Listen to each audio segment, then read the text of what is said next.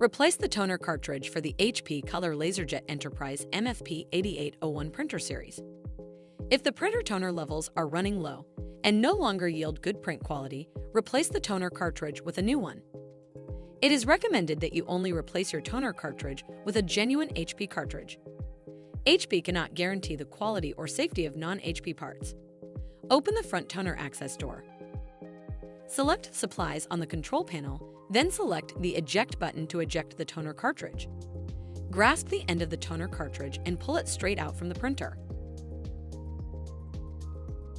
Remove the new cartridge from the box, but do not remove the plastic bag.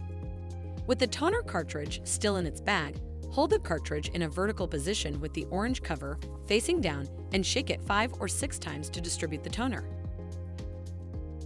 Remove the cartridge from the plastic bag. Hold the cartridge at an angle with the orange handle facing down and twist the cap 2 times.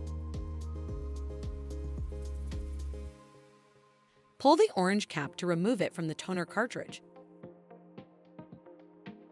Align the cartridge with its slot and insert the new toner cartridge into the printer. Close the front toner access door. To recycle the used cartridge, go to hp.com/recycle to learn how.